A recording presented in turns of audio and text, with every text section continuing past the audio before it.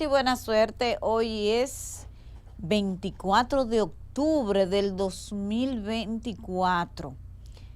Hoy es el natalicio del generalísimo, El generalísimo. Trujillo, Benefactor Chapita. de la patria. Chapita, se popularizó como Chapita también. Chapita, benefactor de la patria. Señores, un 24 de octubre del 1871 fue que nació. Sí. Sí, Trujillo nació, El jefe. el sátrapa, el dominicano que más daño le ha hecho al país, ¿verdad? Yo creo que no hay otro tan dañino como él, ¿no? Eso depende, hay gente que no lo ve así. No. Hay gente ¿Y, que no y lo a ve quién le así. benefició eso? A nadie. Eso no le dejó nada bueno a nadie, esa dictadura. Hay mucha No, gente eso que no lo son ve así. beneficios individuales. Ahora, cuando hablamos de colectividad, de lo que se hace cuando tú encabezas una nación, un estado como presidente de la república, en este caso como dictador sátrapa, lo que hay que evaluar lo que se hizo. Eso no benefició a nadie. Fue la etapa más oscura de la historia de la República Dominicana, porque fue una dictadura demasiado larga. Hubo otras, pero no eran unas dictaduras tan largas. Entonces, y demasiado sangrienta. Entonces, esa etapa negra de la historia dominicana se superó y así somos los dominicanos. En el 65 quisieron venir a invadir, ustedes vieron, oye, a mano pelá se enfrentaron, es horrible. A la foto más popular de esa invasión del 65, el tipo lo enfrentó, fue a Con puño, dos el tipo con un rifle, ¿ven?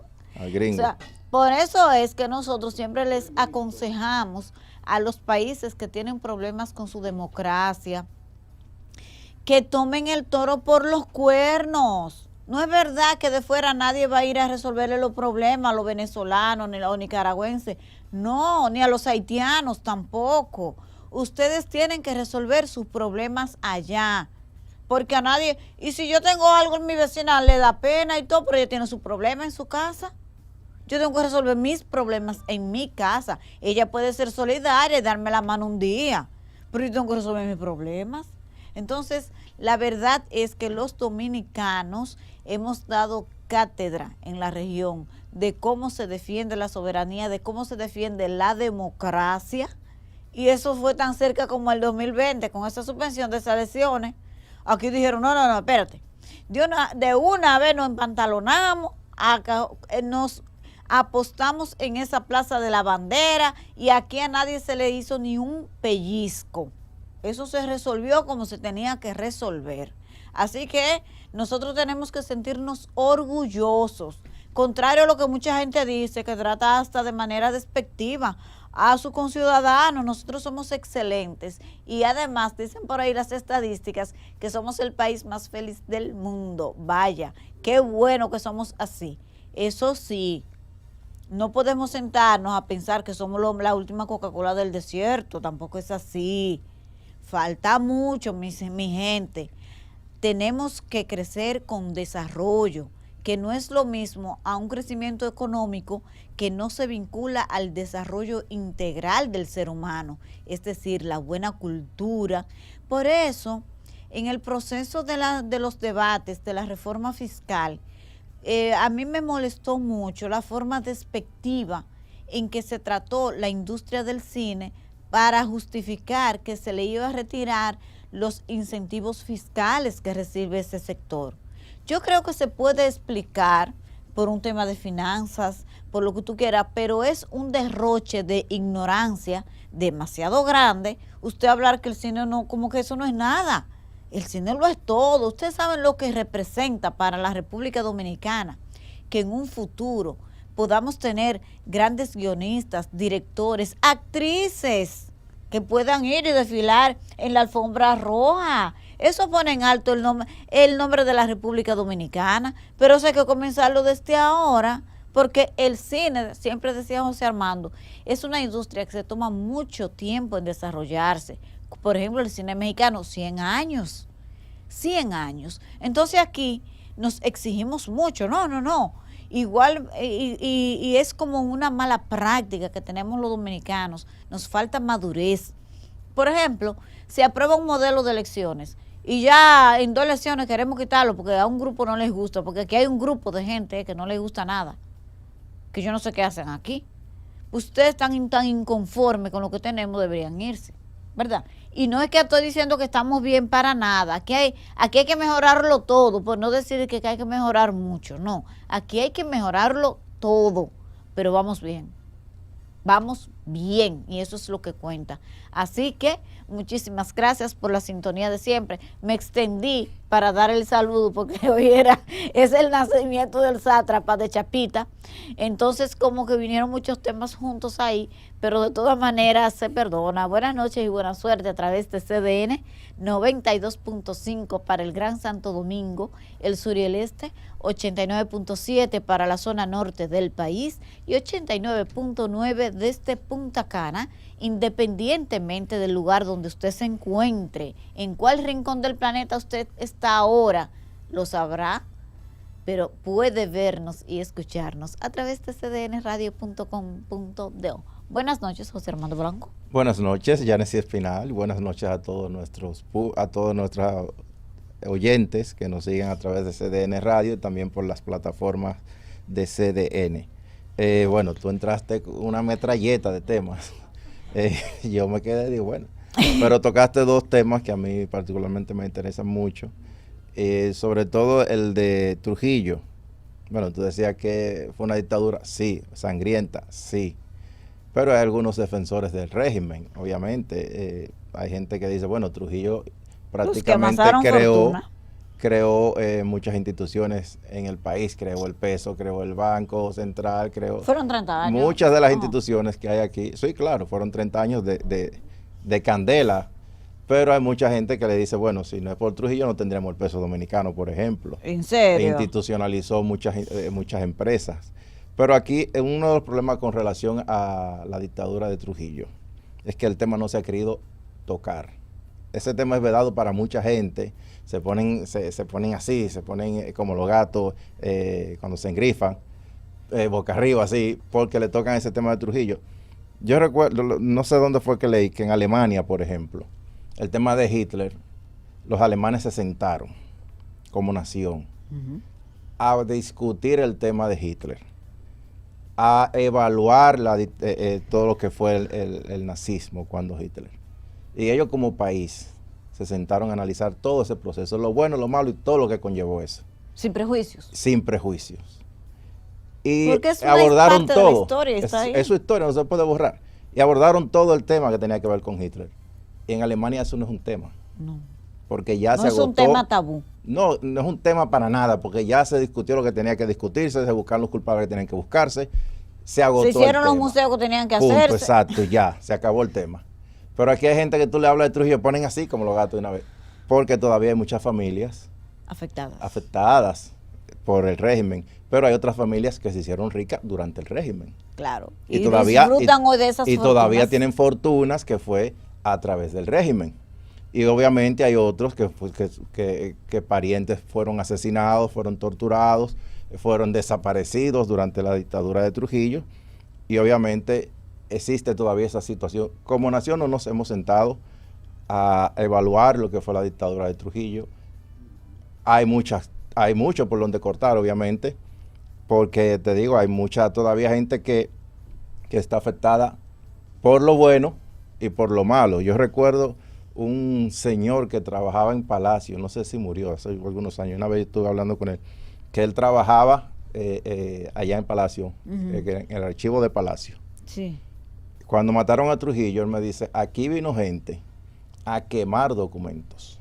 Cuando mataron a Trujillo, que se enteraron que mataron a Trujillo. Sí. Y vinieron a quemar documentos, a llevarse documentos que lo comprometían con la dictadura.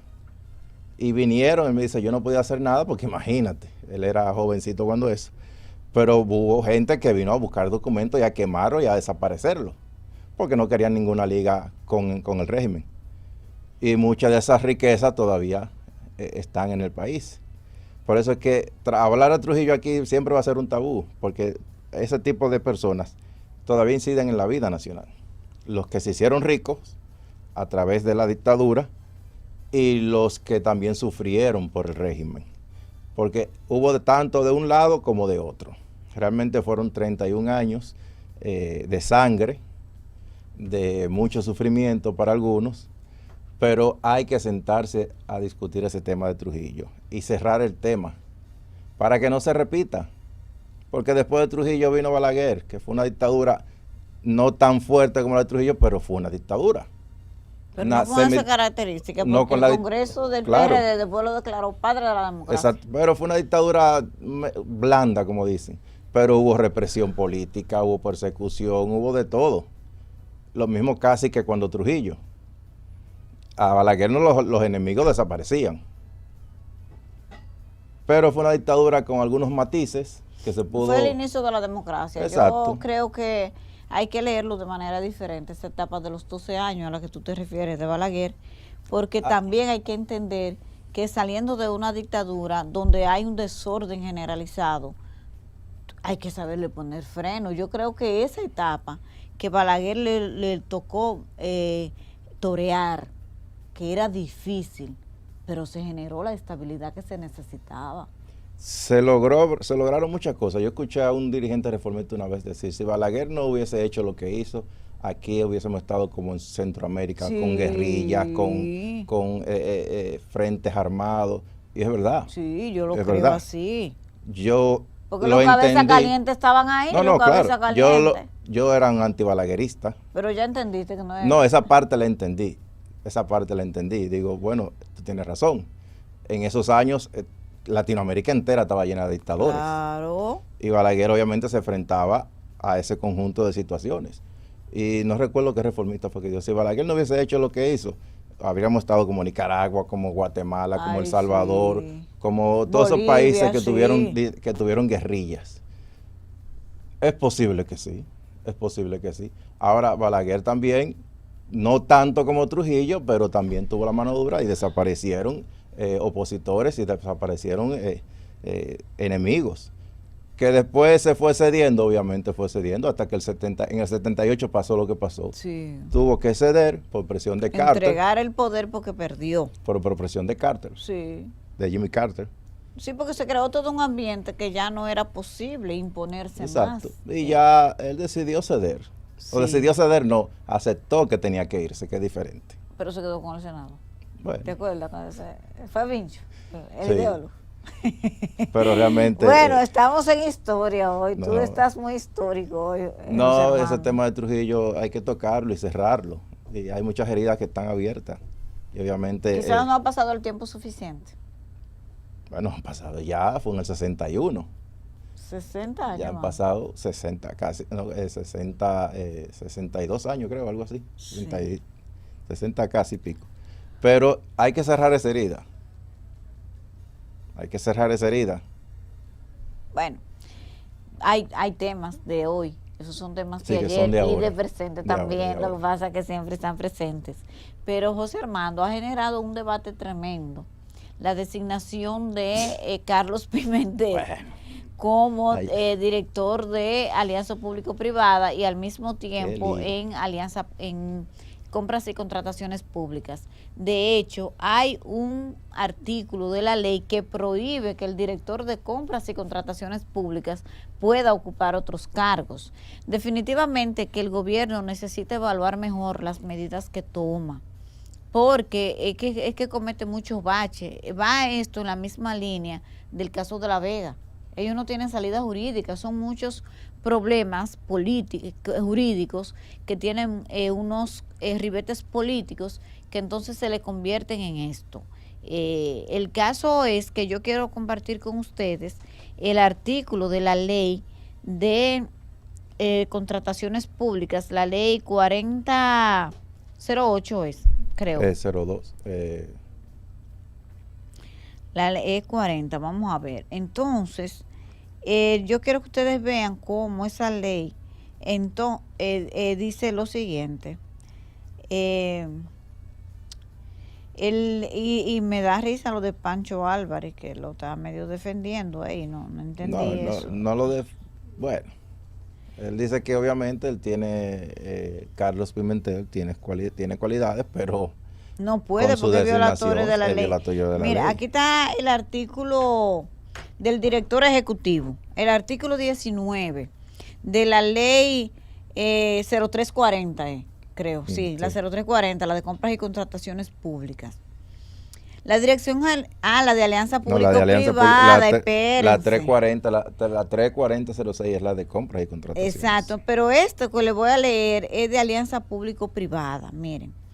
La Dirección General de Alianza Público-Privada será dirigida por un director ejecutivo, el cual deberá cumplir los siguientes requisitos: ser dominicano, en pleno ejercicio, tener más de 25 años, ser profesional de la economía, la administración, las finanzas, la ingeniería o el derecho. Tener especialización profesional a nivel de maestría o doctorado en alguna de las siguientes disciplinas: ingeniería, finanzas corporativas, finanzas de proyectos, gestión de proyectos, administración pública, políticas públicas, análisis económico de la ley o de derecho administrativo. Tener experiencia por más de 5 años en alguna de las áreas anteriormente señaladas y el sector público empresarial. No desempeñar ningún cargo o empleo de cualquier naturaleza, con la excepción de la docencia. Esa es la ley de alianza público-privada, el numeral 6 del artículo 19 en la sección 2. Ya se sabe, ¿verdad?, que Carlos Pimentel o se queda en contrataciones públicas o se va a alianza público-privadas. No pueden ser las dos cosas al mismo tiempo. Pero a veces me da la impresión de que el presidente quizás quería quitar a Carlos Pimentel de compra y contrataciones públicas y lo nombró así para que se arme el escándalo.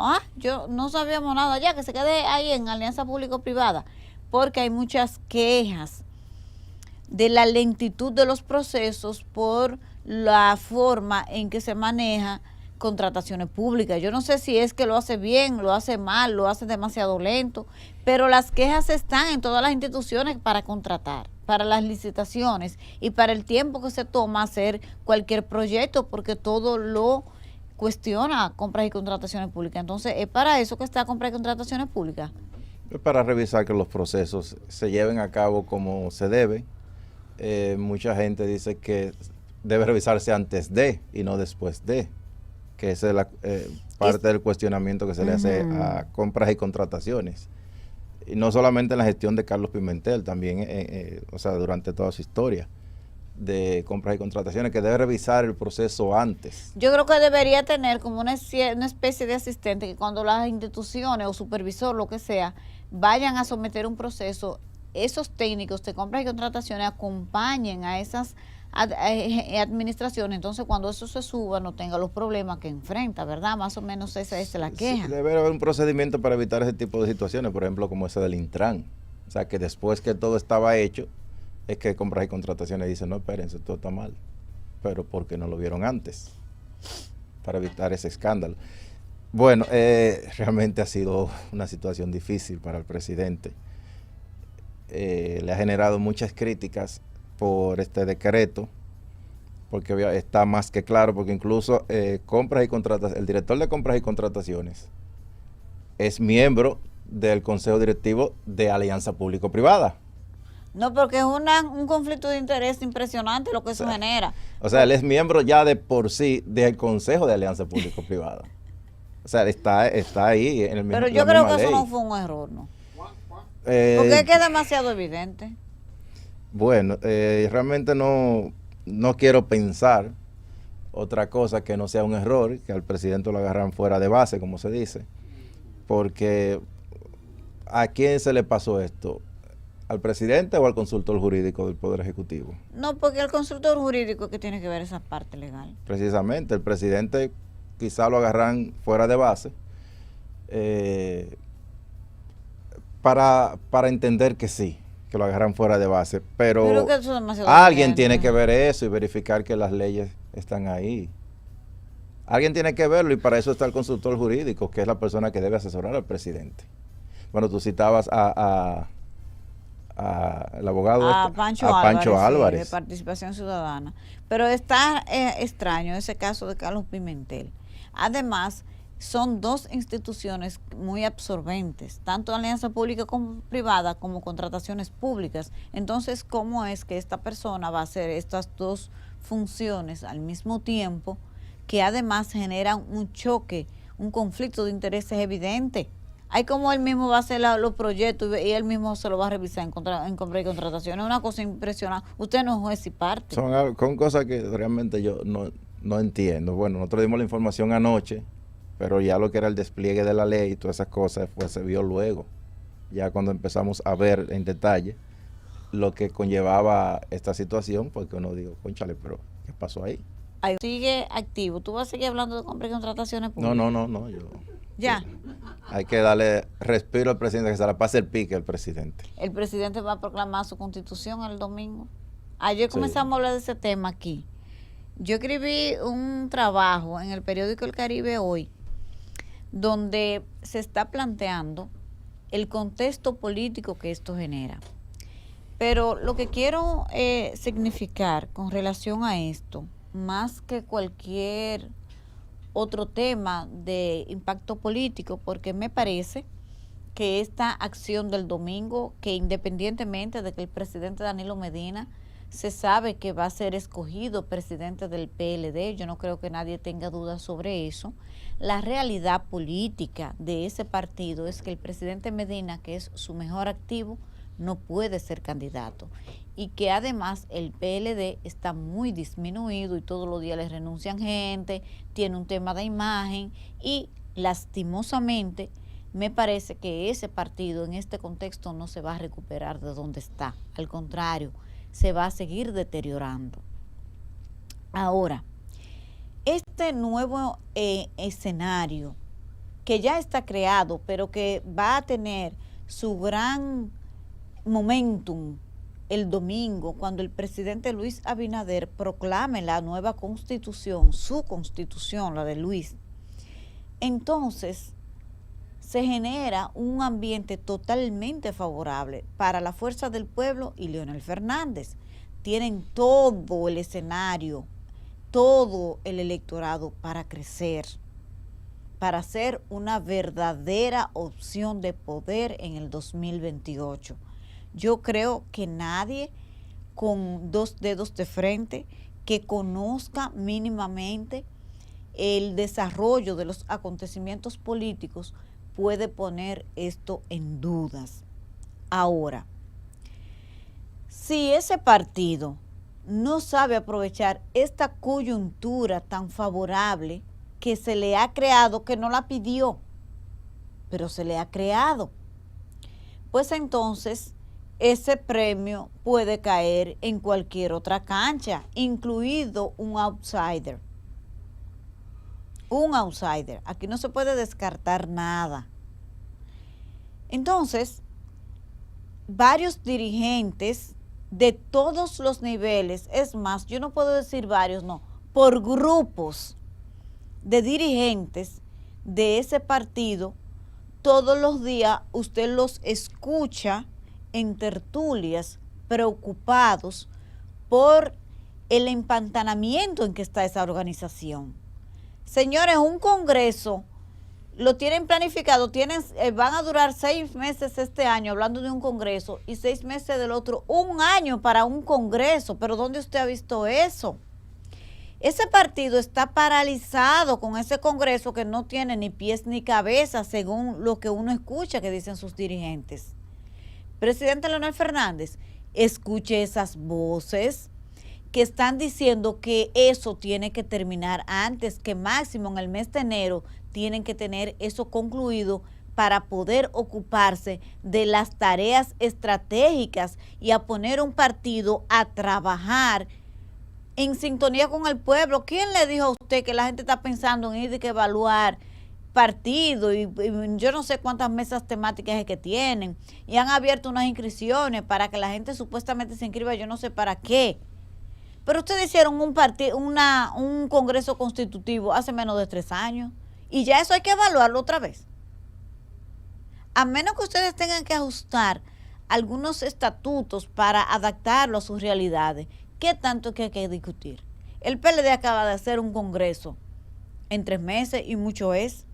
El PRM hizo un congreso el año pasado en 4 meses. Entonces, ¿qué es lo que la fuerza del pueblo tanto tiene que discutir? Además, los partidos los diseñan el grupo de estrategia y se consulta a la base para otros fines. Pero no sé quién se inventó que esta organización tiene que ir a paso de tortuga buscando no sé qué, cuando la urgencia de esa organización es concentrarse en la tarea de hacer oposición y de evaluar la elección de un nuevo secretario general y crear algunas vicepresidencias para lograr una gestión más armoniosa de los cargos internos y de la dirigencia interna. Entonces, el presidente Leonel Fernández tiene que saber que en su partido hay una profunda preocupación por el empantanamiento que se ha generado con este tema del Congreso. Esto se parece mucho, presidente Fernández, déjeme decirle, a la misma preocupación que tenían los dirigentes cuando ustedes se sentaron en la alianza, que duraron 4 meses sentados hablando de una alianza que resultó fatal para ustedes como partido político. Entonces, escuche a sus dirigentes medios, a los dirigentes de base, que son gente políticamente experimentada, y quizás usted, por estar tan abrumado de tanto trabajo, usted es el estratega de ese partido, es el líder, es el vocero, si usted no está ahí nadie hace nada. Entonces es a eso que usted tiene que movilizar su partido para que esto, en lugar de durar mucho, dure poco. Es al revés el trabajo que se tiene que hacer. Así que quería comentar esto porque veo muchísima preocupación en ese partido por esta situación, y uno escucha como uno escucha en el PRM, que están preocupados por este tema de los cargos, que el presidente parecería como que no confía mucho en ellos, y hay una preocupación a lo interno del PRM con ese tema. Uno lo escucha en grupos, que porque el presidente los trata así.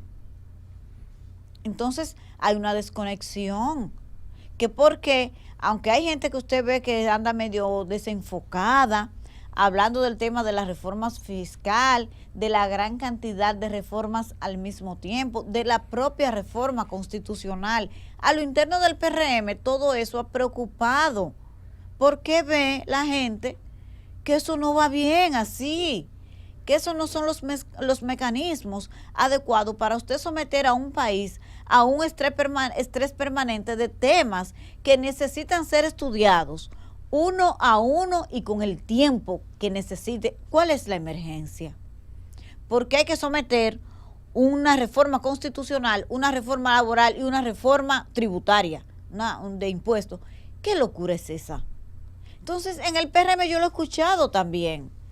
Pero la gente, cuando son los partidos del gobierno, suelen ser más cautos, más sigilosos, prefieren hacer silencio, porque su tema económico tiene mucha dependencia del Estado. Pero en la fuerza del pueblo ahora mismo la gente no está en eso, y usted los encuentra por grupos con la misma preocupación, que es al revés, presidente Fernández, que este Congreso, en lugar de extenderlo tanto, lo que tienen es que hacerlo más corto, achicarlo, poner ese camino más corto y ponerse a trabajar la estrategia política del 2024 y aprovechar todo este escenario favorable que se ha creado para la candidatura de Leonel Fernández y de la Fuerza del Pueblo. Bueno, yo no quisiera agregar nada a ese comentario. La mujer ha dado una cátedra aquí. El que tenga oído para oír, que oiga. La oposición que se ponga en lo suyo y deje de estar galloloqueando. Porque, como dice Yanesi, que miren hacia el frente, que miren hacia el frente. Yo quería tocar otro tema, Yanesi. Ayer los médicos depositaron un proyecto de ley en el Congreso, ahora que tú mencionaste el Congreso, para evitar que cuando se produzcan presuntas malas prácticas médicas, los médicos no sean sometidos en lo penal. pero que posiblemente sí en lo civil, que se pueda someter en lo civil.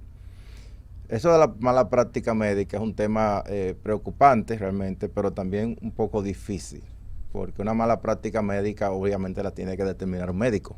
Un abogado no tiene manera de determinar eso. Yo no creo, y no creo que a más nadie le pase por la cabeza, que a un médico le gusta que se le muera un paciente. Eso a un médico no le gusta para nada. Y recuerde que por eso se hacen los rebotes, que cuando un médico ve que un paciente se le está por morir, lo pide que lo trasladen a otro lugar. Porque a ningún médico le gusta que se le muera un paciente en las manos, porque obviamente eso le perjudica como profesional. Y eso le pasa a cualquiera que quiera mantenerse en su profesión. Esa tacha no es buena. Y los médicos están tratando de que este tipo de práctica no se castigue en lo penal. En lo civil posiblemente sí. Se depositó ayer un proyecto en el Congreso para este tipo de cosas. Hay que ver realmente el sacrificio que hace un médico por salvar una vida.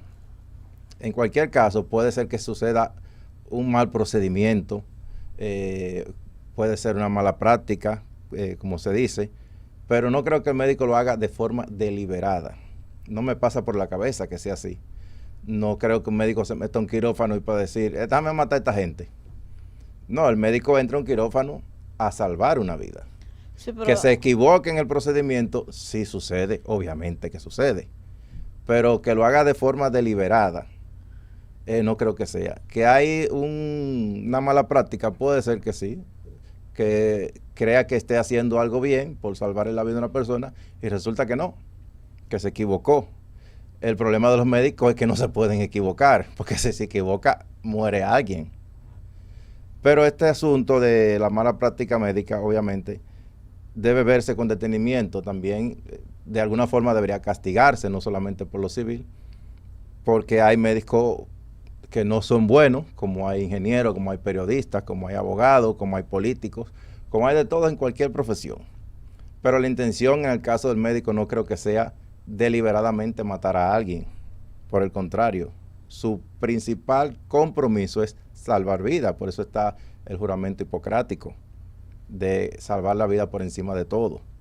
Yo creo que este proyecto debería estudiarse muy a fondo y ver qué se podría hacer en algunos casos. Porque sí es cierto que hay médicos que no están preparados para estar dentro de un quirófano, pero al final no creo que su intención sea matar a alguien.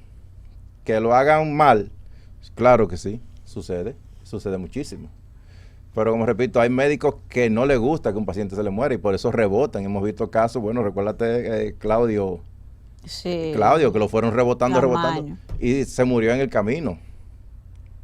Porque al médico no le gusta que un paciente se le muera en las manos. Este proyecto yo espero que se estudie bien, con mucho detenimiento, y que se pueda sopesar el pro y lo contra de esta situación. Señora Yanesi. Pero sí, José Armando, aunque estoy de acuerdo contigo en muchísimos temas con relación al tema de la práctica de la medicina, que es un riesgo, porque todo lo que los médicos tratan es porque tienen una enfermedad y eso Exacto. Siempre es malo.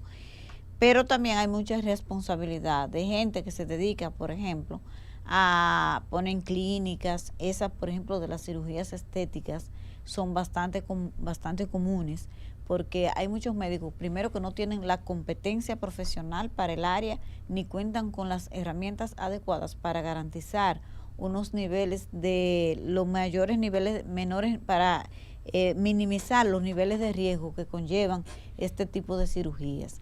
También hay muchos médicos irresponsables. Entonces, lo que se tiene que tener bien claro en la ley es que no porque cualquier cosa usted va a ir a someter, a demandar a un médico para que lo metan preso. Yo creo que no. Pero me parece que es correcto que esto se enfoque hacia una sanción civil, no penal. Que es lo que los médicos están estableciendo. Porque es complicado tú definir que un médico fue a un quirófano con el deseo de que nadie se muera. Exacto. O sea, no. Entonces hay agravantes. Hemos visto en algunos países, por ejemplo, yo creo que fue en Alemania, de un enfermero que se dedicaba a usar su profesión para inyectar pacientes con fines de asesinato, Sí, fríamente, pero es un psicópata. Hay una serie, creo que en Netflix, sobre ese caso. Sí, porque es un psicópata, Sí. pero esos son casos excepcionales. Creo que se llama El Ángel de la Muerte. Algo no así, El Ángel de la Muerte. Está en Netflix una serie Entonces, sobre ese caso. él usaba su trabajo para asesinar pacientes y se probó. Entonces, es un caso distinto. Eso ya es algo premeditado que se pudo establecer y que, por supuesto, tiene una dinámica diferente a que en medio de un procedimiento médico, una persona que tiene sus riesgos de que pueda no sobrevivir a una cirugía, porque los médicos te lo dicen, todas las cirugías que llevan un riesgo. Claro. Por eso, todo el que va a someterse a un procedimiento, especialmente de la cirugía, por la anestesia, el tiempo que la gente dura en este tipo de sometido a estas intervenciones, pues requieren, es peligroso, y creo que es una estrategia válida. Lo que no es correcto es una campaña que tenían los médicos en tiempo atrás, porque perdieron varios casos en los tribunales, porque supuestamente había una campaña para afectar la clase médica. No. Aquí hay casos inexplicables, queridos galenos, inexplicables, de gente que ustedes cosen y le dejan a las pinzas adentro. Sí. Y gasa. Y gasa. Entonces eso es descuido. Se han visto casos y casos. Exacto, entonces eso es descuido, ya, eso son palabras mayores, y no me digan que eso no es digno de llevarlo a un tribunal. No, eso ya es chantaje, pretender que se les exima de toda responsabilidad. No, el que es médico está haciendo algo muy importante, demasiado vital con la vida. Usted tiene que estar concentrado en lo suyo. ¿Cómo usted va a coser a alguien con una gasa adentro y una pinza, una tijera, un asunto? Todo eso ha pasado aquí. El médico no se puede equivocar para nada, porque si se equivocó se murió una gente.